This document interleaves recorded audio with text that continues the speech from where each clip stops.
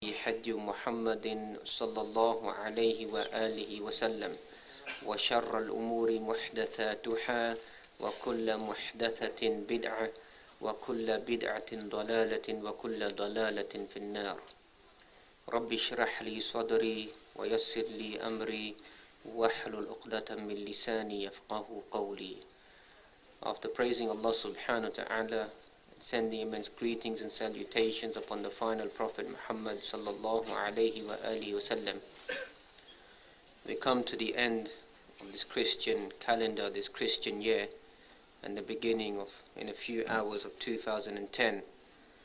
And likewise, we've begun the Islamic calendar as well, the month of Muharram, whereby we saw that some individuals begin to celebrate excessively of torturing and punishing themselves. And we know that as Ahlul Sunnah, the way that we celebrate or the actions that we perform during the month of Muharram is to fast excessively, and specifically to fast the 9th and the 10th, the day of Ashura, the day that Musa alayhi salam was rescued from Fir'aun, etc.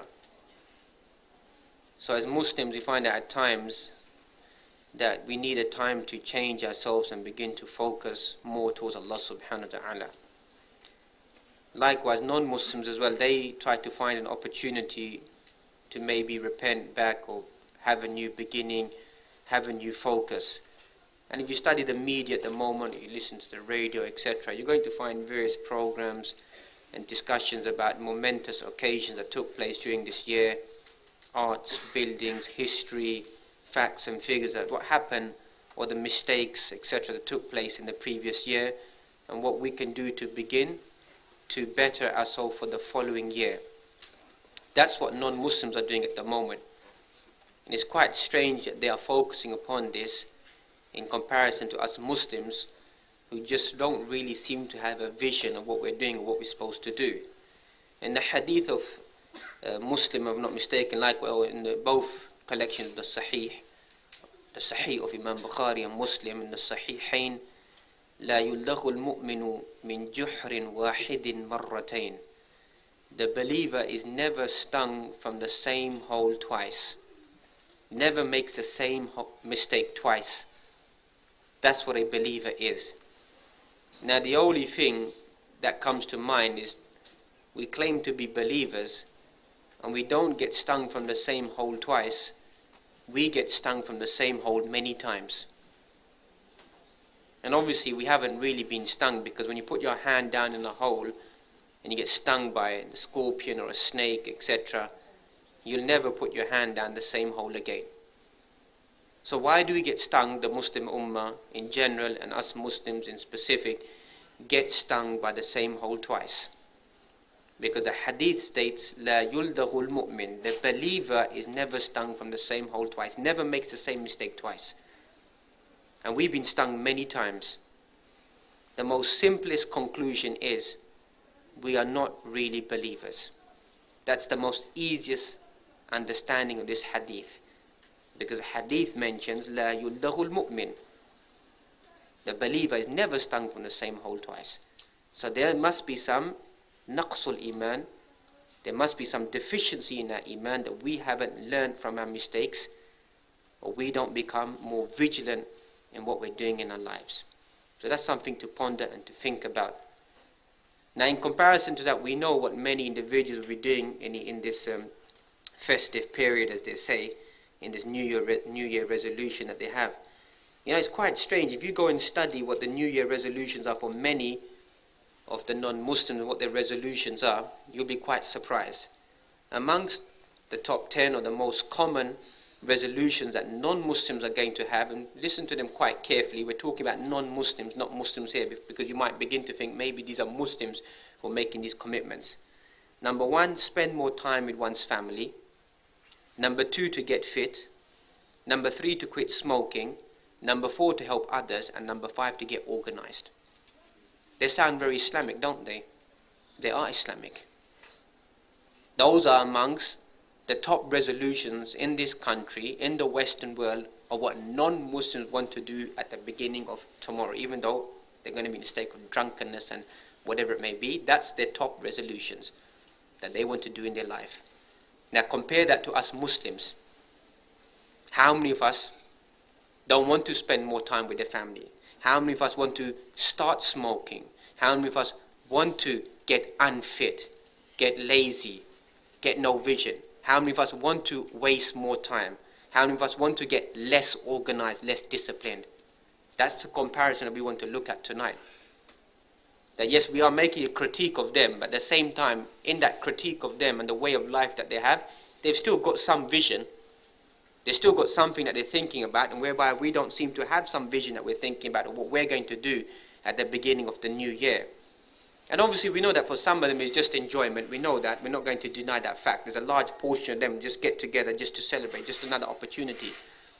It's quite surprising that amongst the concept of enjoying one's life or wasting their time and their money, amongst the biggest celebrations of the New Year's Day that you find, firstly in Rio de Janeiro inside Brazil, approximately 1.5 million to 2 million people come out on the beaches there to celebrate the New Year's Day. Now if you just ponder and reflect upon that, this is a country that there's millions who live underneath the poverty line. Millions in that country, in a state of poverty. And you've got time and money and wealth to spend on celebrating the New Year's Day. Something to think about. The IMF that you find has placed so many burdens upon that country that for decades and years to come, they're never going to come out of a state of poverty. Whatever they produce goes straight back to the IMF bank. But yet they've got so much money to celebrate, and then people want to complain about poverty.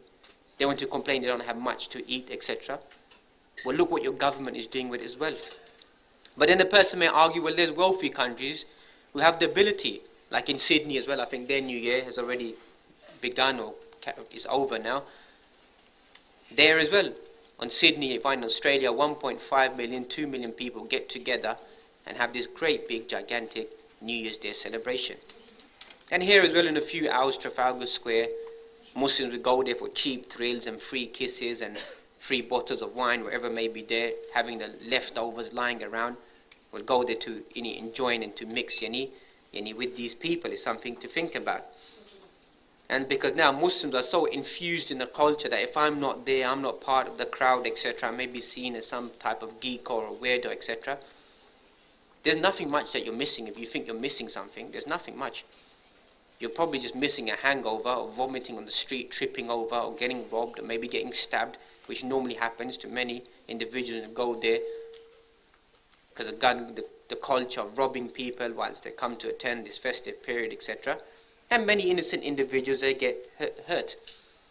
Or then there's the individuals who want to just go and clubbing and raving over this New Year period. That's all their life becomes, moving from one club to another club, trying to pass their time and to enjoy their life. Now first we need to highlight the history and the language of this day, why it's classified as New Year's Day according to the Gregorian calendar. The New Year's Day, after the 31st of December, the 1st of January that you find, January goes back to one of the Greek gods called Janus. Janus had two faces, a face to see into the future and a face to see into the past, the previous year. Thus is given that name in the god that had the ability to see the future and to see the previous year. So that's the day that you find that these individuals that they celebrate, January, the 1st. He was a spirit, of the following. We have no real interest in these pagan practices, and we can go across their pagan customs and the influence of such dates and beliefs. Because the Quran mentioned, "Dharhum ya'kulu yatamatta'u." Leave them to eat and drink and to rejoice. The Quran, many passages inside the Quran, it mentions, they are like cattle, balhum adal. But rather they're more astray, ulaika humul ghafilun. They are heedless individuals. يَعْلَمُونَ ظَاهِرًا مِنَ الْحَيَاةِ الدُّنْيَا وَهُمْ عَنِ الْآخِرَةِ هُمْ غَافِلُونَ. They only know the external things about this dunya. As for spirituality, focus, devotion, they are hollow people. Totally hollow. They have no spirituality left within them. Especially residing in the Western world, that you find 14% of the people inside this country don't even know who Jesus Christ is. 14%. Supposed to be, quote unquote, a Christian country. Morality, 40% of the children inside this country are born out of wedlock. That is a big capital B. I don't want to use the word in the masjid, but according to the English language, it's perfectly acceptable to use that word. But if you go and look up the meaning of that word B, you'll understand what I mean. Out of wedlock. 40% of the children in this country are born out of wedlock. It's supposed to be, quote, unquote, a Christian country of morality and ethics. People don't even get married anymore. People don't even have a marriage anymore. 5, 6 children somewhere down the line, 10, 15 years time, decide to get married. Or when their own children are getting married, then decide to get married. So we know that the facade and the corruption that the people that they have, so leave them alone to rejoice themselves. Leave them alone in their corruption. We want to now focus upon the Muslims. How unfortunately many Muslims are beginning to follow that pattern of thought and falling into the traps of this festive period and this festive season that you find. And the Quran is quite clear. وَالَّذِينَ لَا يَشْهَدُونَ الزُّورَ وَإِذَا مَرُّوا بِاللَّغْوِ مَرُّوا كِرَامًا وَالَّذِينَ لَا يَشْهَدُونَ الزُّورَ. Inside Surah Al-Furqan, the 25th chapter of the Quran, you find the sifat, the characteristics of the believers. وَالَّذِينَ لَا يَشْهَدُونَ الزُّورَ. Those who do not testify to falsehood. One meaning of zur is kadhib, is lies, and false speech. Another meaning, as Imam Ibn Kathir mentions, is the evil practice, a'yadul mushrikeen, the celebrations of the polytheists and the disbelievers. Any of their pagan rituals and celebrations, it is not befitting for the Muslim to participate in them.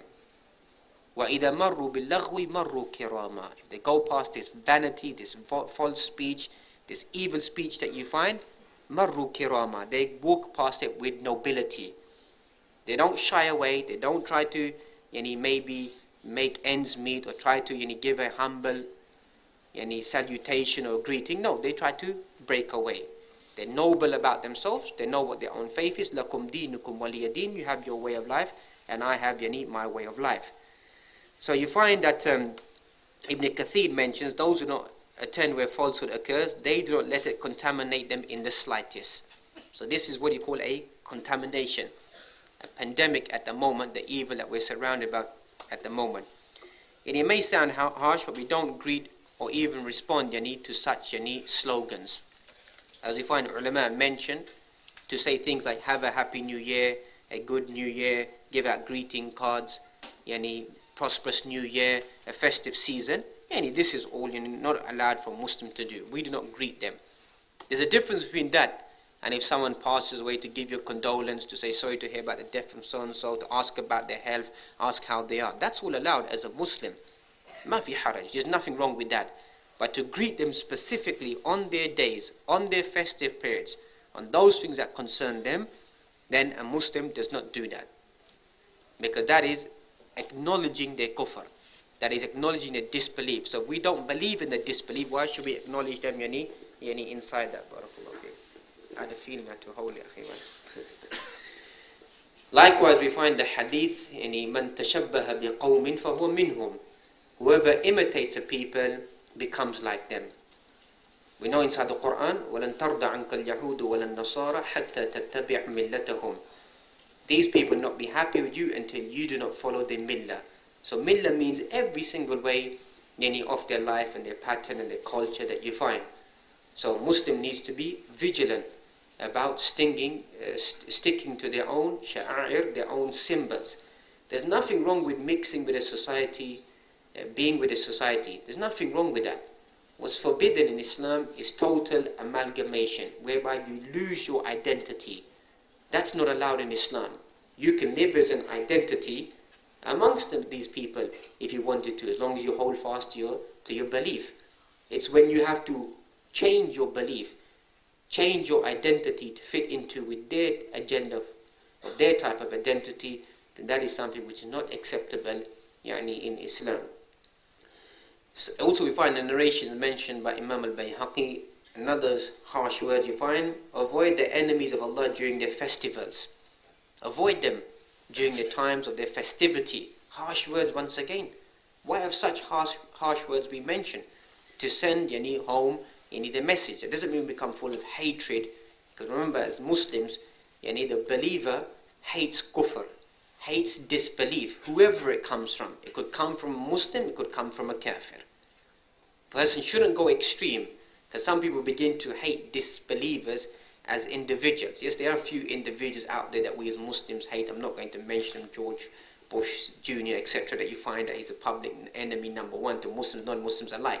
But the point here is that as non-Muslims, then you give them the respect and the due right. And it's the kufr that comes out of them, and the disbelief. وَقَرَّهَ إِلَيْكُمُ الْكُفْرَ وَالْفُسُوقَ وَالْعِصْيَانَ. Allah subhanahu wa ta'ala, and He dislikes the kufr, placed it inside your heart. You dislike disbelief, rebelliousness, and disobedience. That's the fine line that we need to draw, because some people, they think that because the person's a kafir, then there should be total animosity, total hatred towards that person, or even destruction and taking the life of the individual. It's the kufr that comes out of them. You need that person, you need dislikes. Likewise, Ibn Taymiyyah also highlights about believers as well, that every single action of kufr doesn't make you a kafir, as some people think. So a Muslim could do something wrong, he could do an action of kufr, an action of disbelief, that does not make him a kafir. Because some young individuals, they go to extreme, they see a person committing a sin, and this is the way of the people who've gone away from the methodology of the Quran and the Sunnah, that they begin to then label this person, he done a ma'asiyah, he done a disbelief, he done a wrong action, he's become now a disbeliever. But returning back to the mawdu, the topic that we find, that you find that these symbols and these signs that these people that they make manifest. Also you find that some people, they don't really care about what's been taking place during the New Year and the celebrations. It's a capitalistic society. It's about rushing out to get to the sales. Approximately in this country you find £1,000 a minute is spent.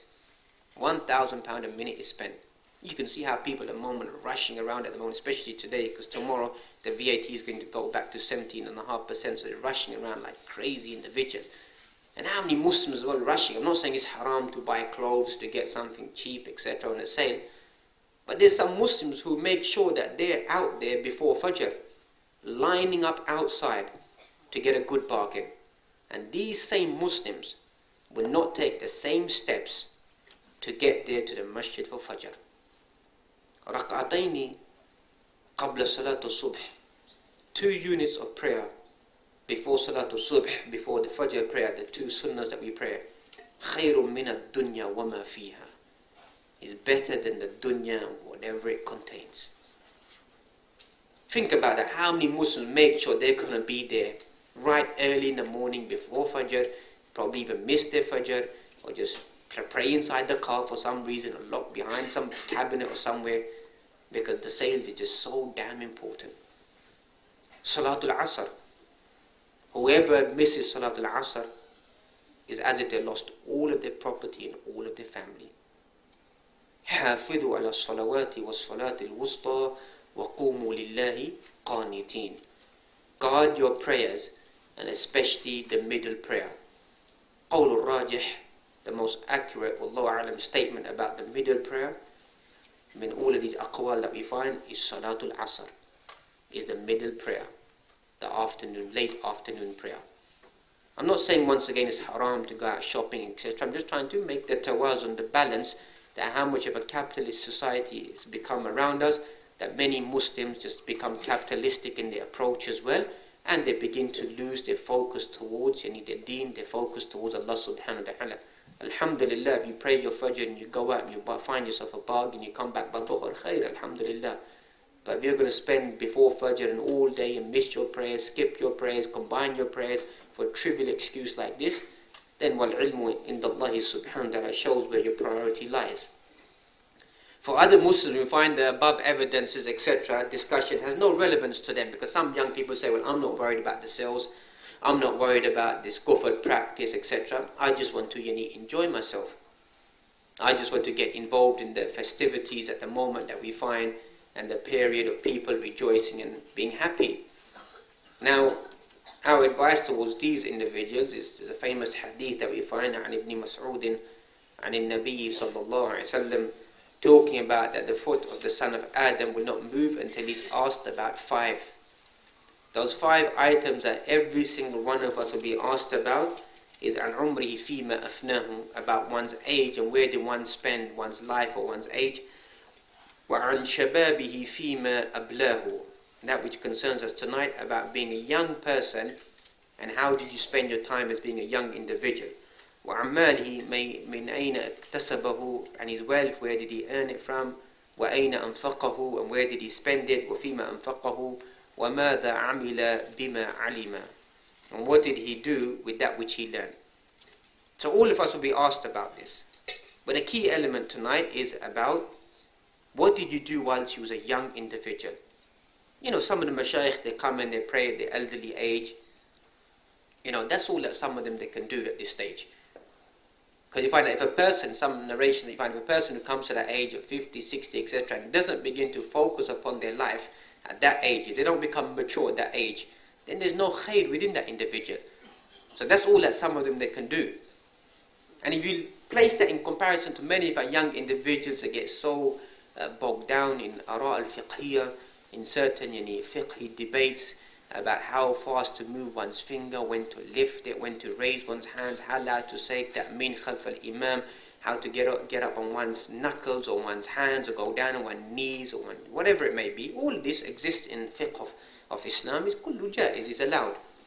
But the element here is that some people get so focused upon that, and they make a critique of somebody's elderly individuals who may have been praying in a certain manner, which they may think is against the sunnah. As we know the hadith, Sallu kama ra'aytumuni usalli, pray if you've seen me praying in the hadith of Imam Bukhari, and make a critique. Now just pause upon that critique, because sometimes that critique is unjustified.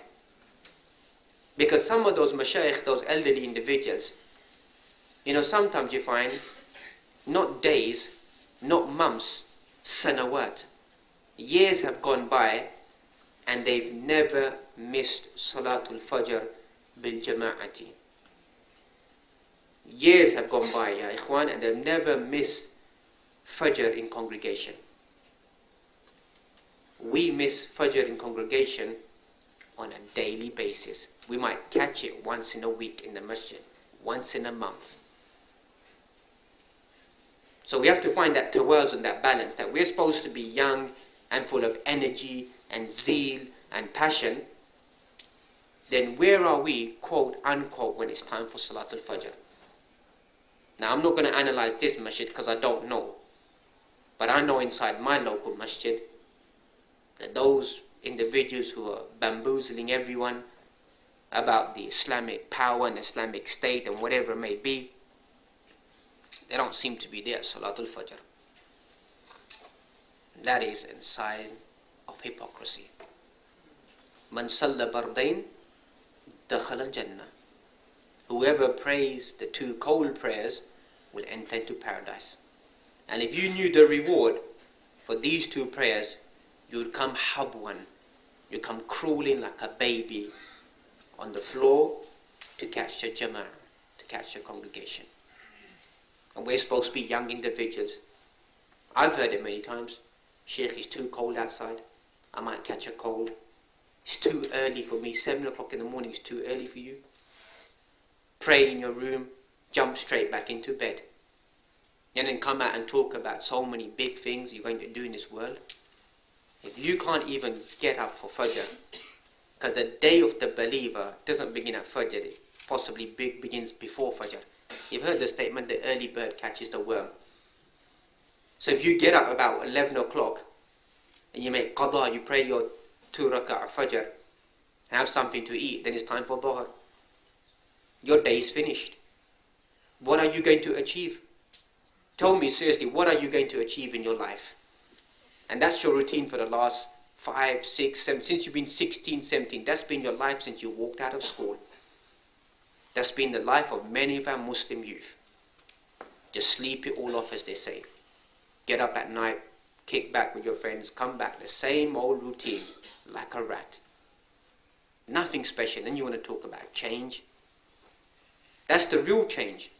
When you begin to understand that this is the prime days of your life.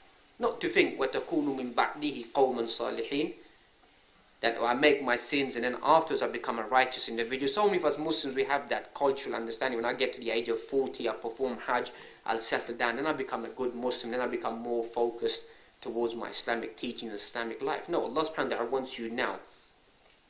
7 individuals will be under the shade of Allah subhanahu wa ta'ala, and there will be no shade. شَابٌ نَشَأَ فِي عِبَادَةِ اللَّهِ سُبْحَانَهُ وَتَعَالَى. A young man or a young woman not an old man, an elderly individual, a young person who spent their life devoted towards Allah subhanahu wa ta'ala. Because when you're young, you have ghariza, you have shahawat, you have desires, you have temptations, you have natural inclinations, and you control them, you override them. You know, people talk about, we live in a world of temptations. Many of us crumble in front of the temptations in front of us. Quite easily, we crumble like a biscuit crumbles. That's not a sign of a man, brothers. A man doesn't crumble very quickly in front of temptation. So when these brothers talk about, they think that they're grown up now, and they think that, living a life of temptations is a normal life. No, that's not a sign of a man. The sign of a man, الرجال قوامون على النساء بما فضل الله بعضهم على بعض. A man is more powerful than women, not because of the physical strength, it's because the mental ability, spirituality at times. A man is able to control himself to not fall into temptations very, very quickly. But today, most of our youth, it's quite so shallow they are. The minute some temptation is presented to them, we just dive straight into it. And dive so deep at times, probably never even come out of it. And before, our youth were very, very strong. Very, very strong. Because they had that spiritual inclination. It took time to break them down. And that's why now at the moment, a lot of the non-Muslims, they're so happy. We can break them down so easily. Very easily to break them down, the Muslim youth. That's why they focus upon the Muslim youth a lot. Because we know that the Muslim youth are the future for tomorrow. The German Orientalist, he wrote, if we could push the Quran inside and push the women outside, then that is our attack or concept of keeping Islam away. How clear is it today? Women always talk about, I need to come out and work, mix in society, I need to do this, I can't stay at home, I can't look after the children. What kind of tarbiyah is that then? What kind of Islamic upbringing is that? Because that's what the environment is trying to teach you. I need to be out and about. And you know what the Western world is teaching people? They're teaching them, stay at home and take care of your children. And we're teaching, go outside and get a career and get a life. Go and study the government statistics at the moment, what they're trying to do. What is family tax credit all about? Go and study the history and development. What is family tax credit? It's the government is paying money to the mother to stay home and to take care of her children. And we want to go out and send our wives and our daughters and our sisters out to go and earn a living. Because it's the modern world. Just need that rest. Need to be out in society. Is that what being young is? What it means, what it entails? So we need to go back and evaluate our situation and what we're trying to gain inside our life. And thus you find the concept of ahmiyatul waqt, the importance of time. What goes by, is finished, it's all over. Innama anta ayyamun majmu'a. You're just a collection of days put together. Every time a day goes, a part of you goes. That's what every single human being is. You're just a collection of days together. So every day is like a drop of your blood has gone from you. And time, you find is like a dayf, like a guest. وَالضَّيْفْ يَحْمَدُكَ أَوْ يَذُمُّكَ. A guest will either praise you or will blame you. That's what a guest normally does. Thanks you for its hospitality and what you do, or it will blame you. So that's what time is, what you're traveling through. At the end, you'll recognize the value of your time. If you're vigilant upon your time, then the time will be blessed. Your life will be blessed. That's one way of increasing your lifespan that you find, is to make silatul rahim, is to make good ties with your family members and the loved ones around you. And Allah subhanahu wa ta'ala will bless your time. Likewise, talabul ilm, studying of knowledge. Your time will be blessed. Go back and study works like Imam Tabari, Imam Qurtubi, that you find some of them died under the age of 40. Imam Nawawi just over the age of 14. Go and look. The volumes that they wrote, that some ulama concluded they must have written at least 50 pages a day. I mean, we can't even type out 50 pages a day. And that's handwritten at least 50 pages. with all the rest of the studying, the reading, the mudhakara that they're doing, the revision that they're doing, the conclusions that they're making. How did they, at the age of under 40, get to do so much and then be lifted by Allah subhanahu wa ta'ala? كَانَ فِي وَقْتِهِمْ بَرَكَةً. Blessings in their time. That's what it was, blessings in their time. You read through some of the seerah of the ulama, you'll be marveled at times of how some of the ulama, they used to conduct themselves. You know, you may think, if you study even the life of politicians like their country, yes, they may be disbelievers, but some of them are vigilant about what they do. Some of the ulama that you find, حَتَّى فِي سِيَارَتِهِمْ, even inside their cars you find a folder. So when they're traveling from one destination to another destination, they're giving fatwa. There are as'ila, questions people pose to them. The person reading the question, Shaykh, مَا رَأْيُكَ فِي كَذَا وَكَذَا مَا حُكُمْ فِي هَذَا. The person is scribing it, writing it down. So even that journey, that you find a certain fatwa being released towards the wider world or the wider community. Hatta you find some ulama, you read their seerah, sounds strange. That whilst even inside the toilet, someone outside is reading a text, some lines of poetry. Because obviously you can't be studying in Islam in that sense, but reading some lines of poetry and they're just listening to that, so when they come out, they can correct that linguistically, this isn't right, that isn't right. Sounds strange, doesn't it? And we sit down and read for 10 minutes and think, you know, I'm Shaykh al-Islam ibn Taymiyyah. Isn't it? The juhud that you find among some of us, وَمَا أُوتِيتُ مِنَ الْعِلْمِ إِلَّا قَلِيلًا. Very minute knowledge, and some of us, we think we're so flamboyant and full of ilm and making istidlal, make extractions, give fatwa. It's makfatwa at the moment, that's the world we're living in. Everywhere you go, you can find a quick makfatwa, 10-year-old boy, 11-year-old boy, 12-year-old boy, just giving you fatwa straight away. You give adillah from the Quran and Sunnah, but you know, there's another ra'i, there's another statement, another opinion to be given. And there's ulama, 30 years, 40 years, 50 years of their life in front of their teachers. مَا يُجِيبُونَ, don't answer. Don't answer. Is'al al-Shaykh, ask the Shaykh, he's there. 40 years of their life, memorized Fathul Bari. You know Fathul Bari's explanation, Sahih al-Bukhari. Just to look at it will take your breath away. And imagine memorizing the whole of the explanation of Sahih al-Bukhari. Translation of Sahih al-Bukhari, as a side point, is approximately 9 volumes in the English language. That's the English language. So imagine explanation that in the Arabic language, I'm not mistaken, up to some 18 or 19 volumes, depending on the print that you look at. Imagine I've memorized all of that. And still claiming, I don't know, ma adri, ma indi ilm, I don't know, I can't answer. But there's barakah in their time, barakah inside their commitment. Millions have been praying before us. You know, that's what some young Muslims, they think, you know, I've got no time to gain a living or to gain another skill, because I'm just too busy praying, Shaykh. And I just go down to the dole office and sign my name away, collect my gyro, and get on with my life. And I'm supposed to be talibul ilm. Just because the government's taking care of you in the real world, a lot of ulama have a skill, have an ability to get on with their life, fend for themselves. But because we become so complacent, and then we think that we're moving with the times or we're going to create a change. You can't create a change like this. You know, even Bob Marley said it takes a resolution to create a revolution. Isn't it? We don't have a resolution, and we're not going to create a revolution. Study the life of Che Guevara. Their revolution they wanted to create, and what they did. Even though it's all kufr, etc. But the point is to look how people make a revolution, how people make a change. Allah subhanahu wa ta'ala does not change the condition of people until they do not change their own selves. Remember, that's a principle in the ayah inside the Quran. Change won't just happen instantly. Change will take, it's a long time. And that's what happened in the United States of America. It took a long time. Martin Luther King said, I have a dream. And 40 years down the line, that dream became true with the 44th President of America, Barack Obama.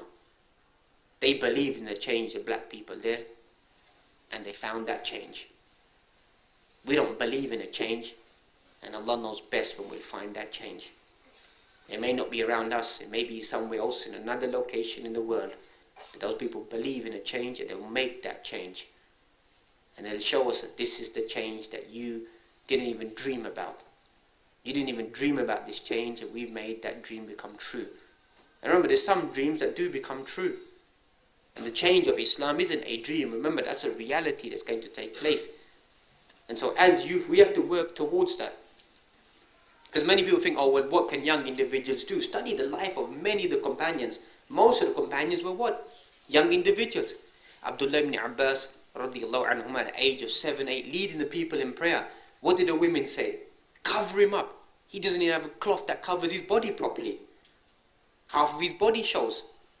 So they got him a cloth to cover him up. But he was the most turjuman al-Quran. Allahumma faqihu fi ad-din wa 'allimhu at-ta'wil. Give him fiqh al-din, give him the understanding of the deen, and make him the ability to make tafsir of the Quran, ta'wil al-Quran, as a young individual. Ali bin Abi Talib radiyallahu anhu. Many of the young companions were there around the Prophet Muhammad sallallahu alaihi wasallam. The Quran as well highlights, إِنَّهُمْ فِتْيَةٌ آمَنُوا بِرَبِّهِمْ وَزِدْنَاهُمْ هُدًى. They were young individuals who believed in their Lord, and we increased them in guidance, talking about the young boys, the sleepers inside the cave. They were young men. إِنَّهُمْ فِتْيَةٌ.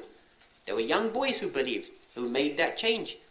Likewise, we find in Surah Al-Buruj, story of the boy and the king. It's the boy who's challenging the whole regime, the whole system. Ibrahim alayhi salam is a young individual, challenged his father.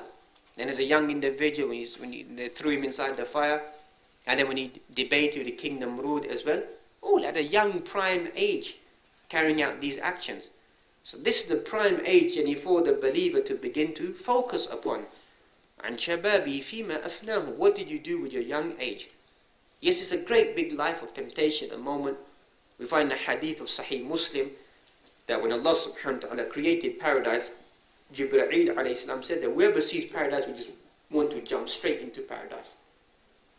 So Allah subhanahu wa ta'ala said that cover up paradise with حُفَّتِ الْجَنَّةُ بِالْمَكَارِحِ, with obstacles, difficult things. وَحُفَّتِ النَّارُ بِالشَّهَوَاتِ, and cover the hellfire with shahawat, temptations and desires. Thus every path of temptation leads you towards a hellfire. Any path of temptation, drugs, women, alcohol, music, whatever it may be, is a path towards Jahannam. And any path of khair is a path towards goodness. And if you die upon a path of khair, even if you don't make it, you don't even do much.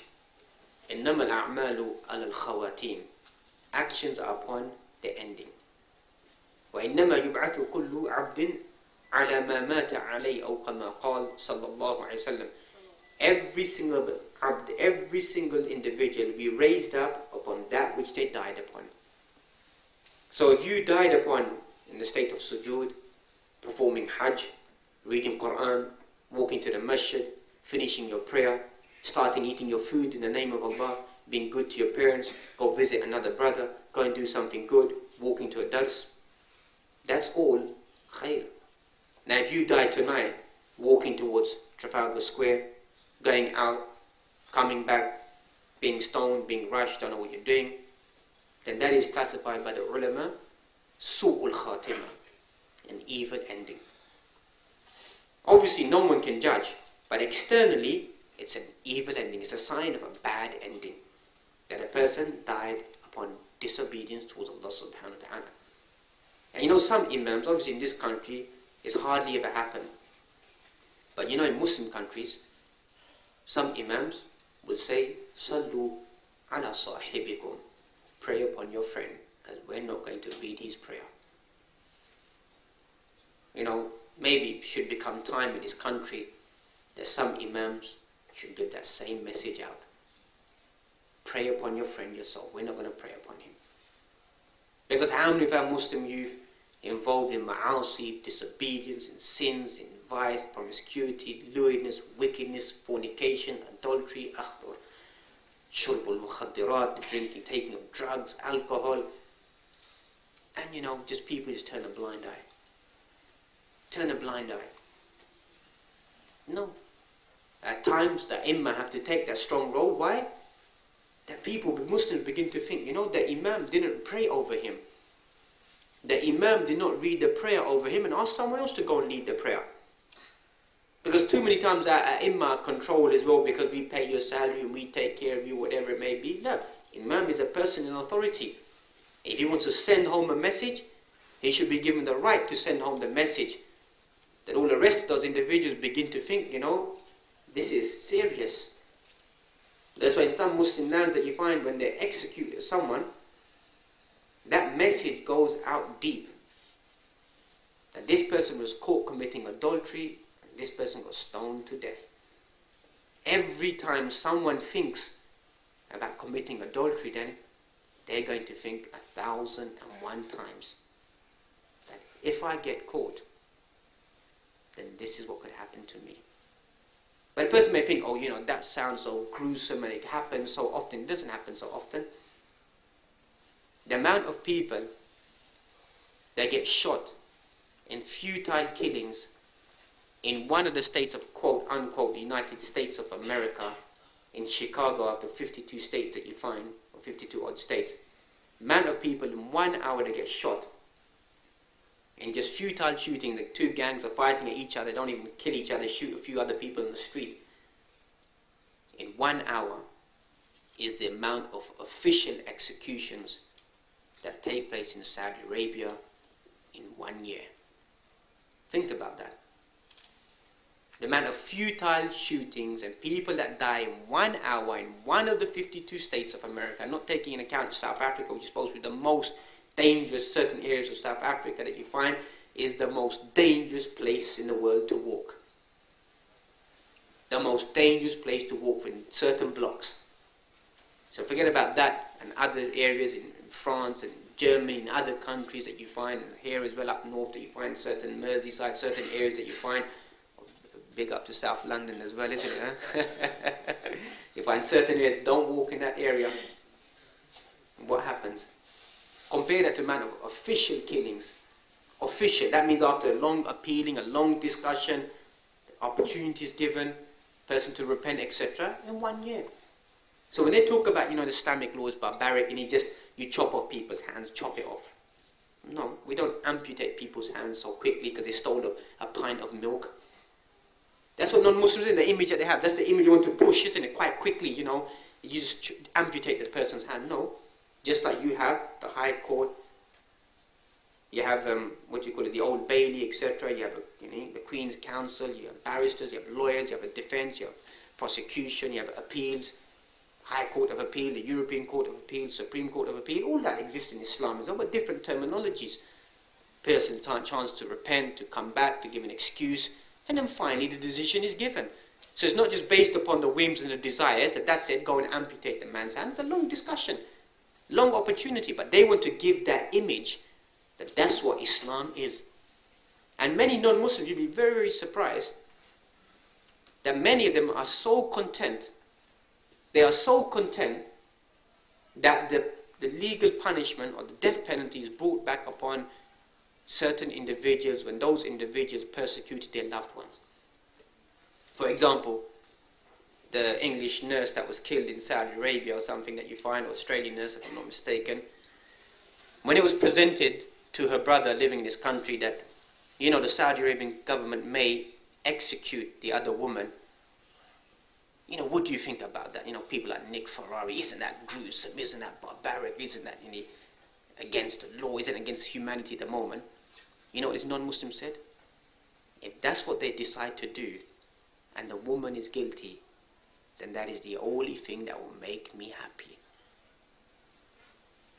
An eye for an eye, a tooth for a tooth, blood for blood. That's Christian teachings. That is Islamic teachings inside Surah Al-Ma'idah. That's what Islam is. But look what they're trying to give the image of Islam. Understand maqasid al-sharia, understand the purpose of Islamic law. The purpose of Islamic law isn't to protect me, isn't to protect you as a Muslim, it's to protect the human identity.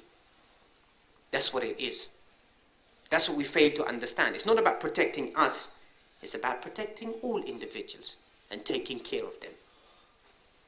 So we find that anything that's dangerous, anything that's haram, is a temptation, takes you away from Allah subhanahu wa ta'ala. It becomes an obstacle and a hindrance, and it takes you away from Allah subhanahu wa ta'ala.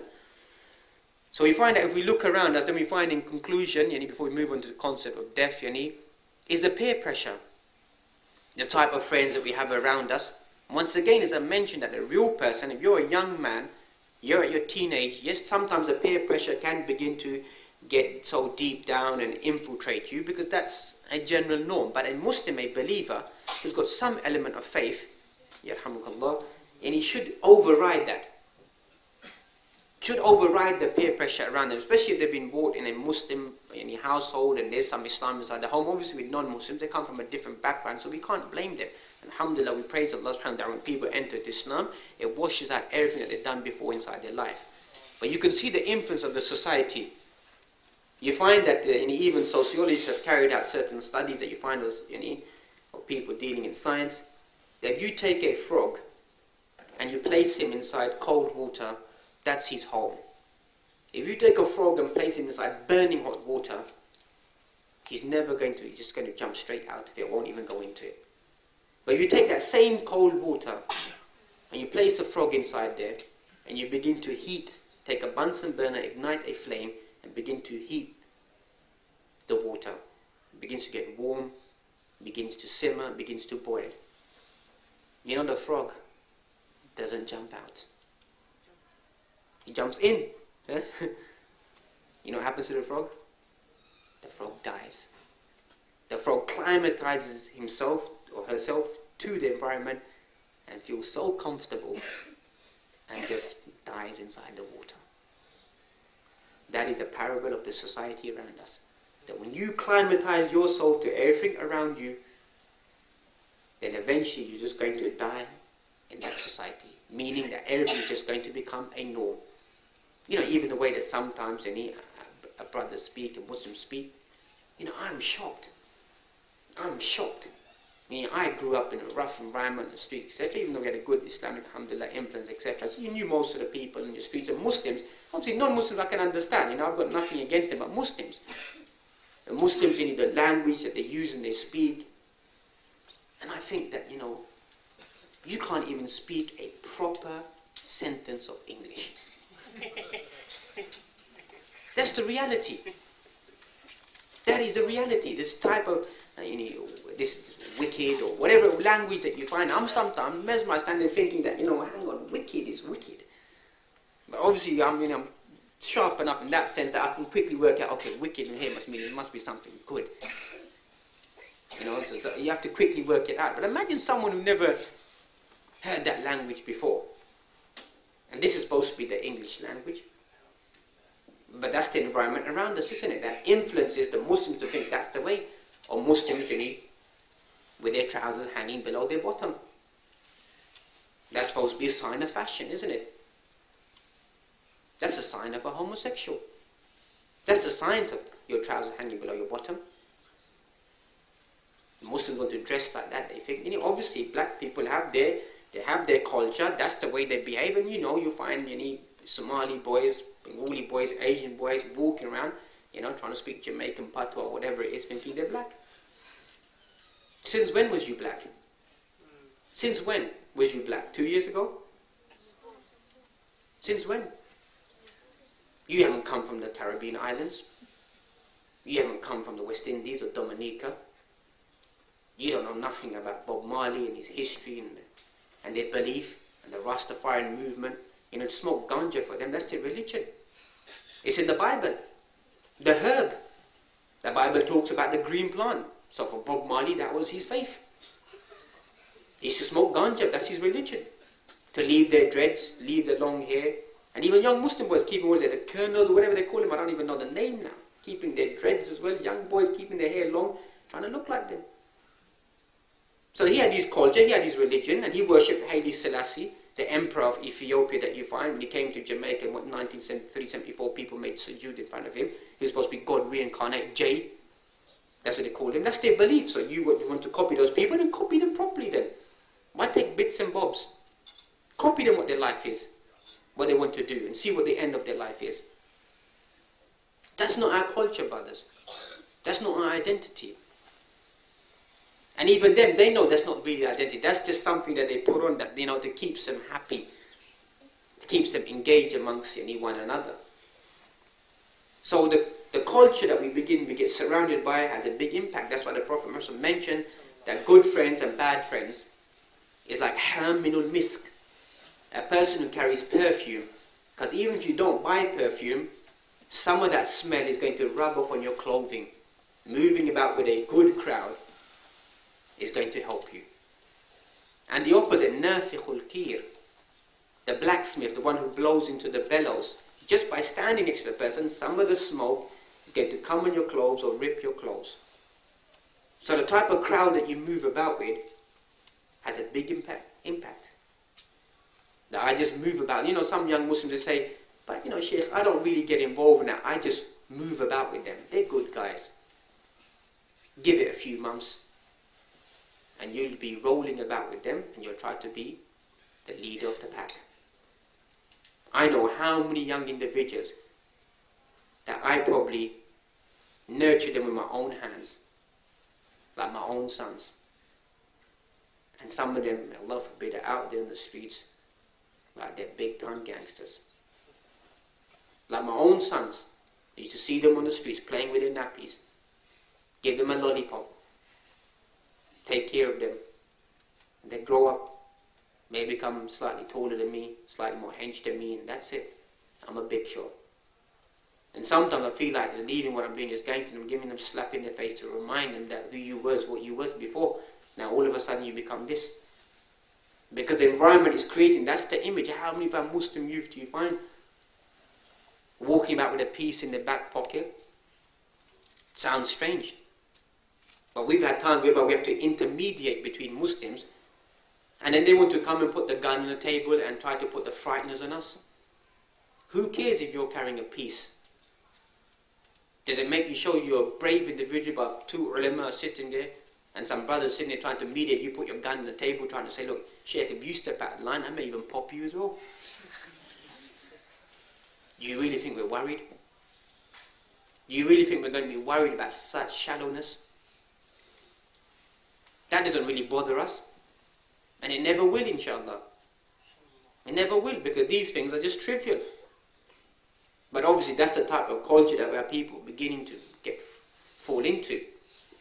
Al-mar'u ala dini khalilihi. A man is upon the religion of his friend. So let every one of you look at who he keeps as his friend. That's how simple it is.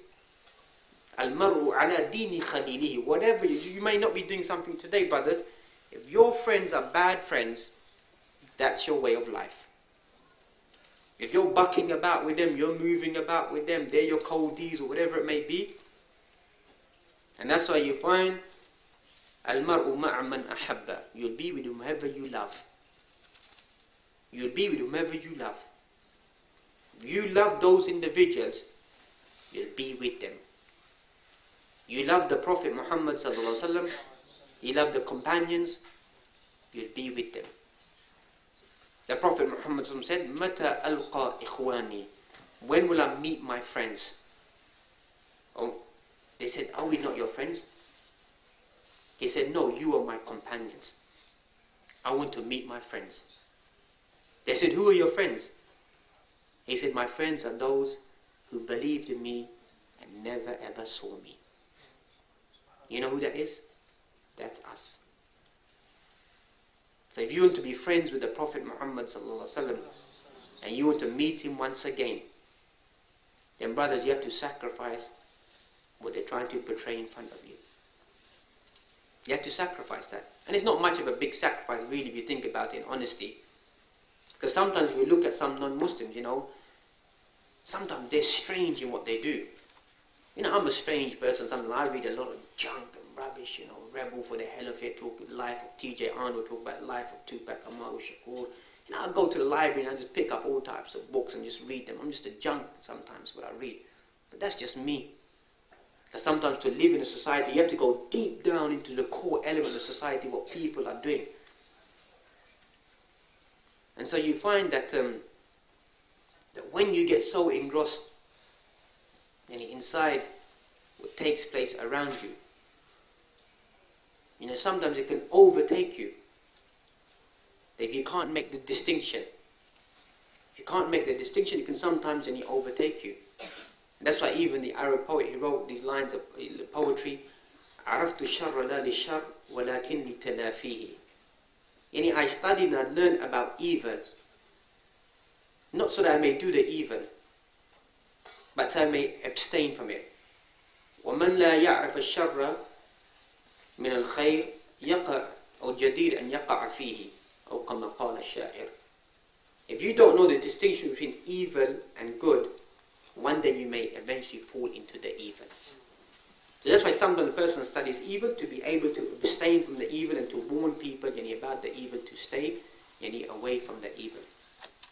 So if we want to be with the Prophet Muhammad, we want to love him, sometimes you have to go in that state of madness. That's what I wanted to highlight, that sometimes the non-Muslims in their madness towards, if you look at the goth culture at the moment, you look at it and think, what weirdos, isn't it? But you know what? I think in my heart, they love the devil. They love the devil, they want to be like that. They want to behave like that, they want to dress like that, they want to dye their hair like that. I see the Africans walking about naked and just their robes around, going to the church in winter day, and I think, they love Christ. It's not Christ that they love, it's the devil that comes within them, but that's what they love. I grew up with people, dressed like Jackson. That thriller jacket, that red jacket and curling the hair and the white socks, that was a fashion trend that Jackson brought out. What's happened to him now? Wacko Jacko. Huh? This is it, wasn't it? This was supposed to be it, wasn't it, last summer? Where is it? King of pop, isn't it? But people would dress like that. People would talk like that. People would eat like that. People would sleep like that. Posters everywhere. Go into your friend's bedroom, posters of Jackson, Beat It, Billie Jean, Thriller, you name it, all surrounded by it. Everything. Everything. Eating Jacko, Crispies, whatever.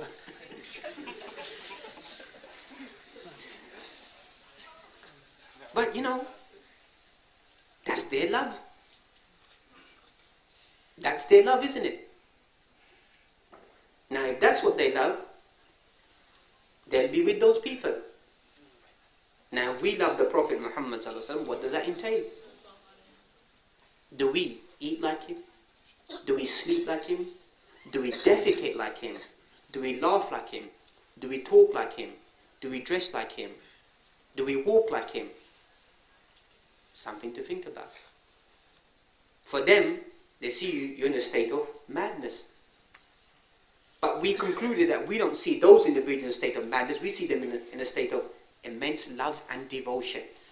So if they have the right to be in a state of immense love and devotion, then why don't we have the right to be in a state of immense love and devotion towards a personality that in all essence even the non-Muslims wouldn't even deny?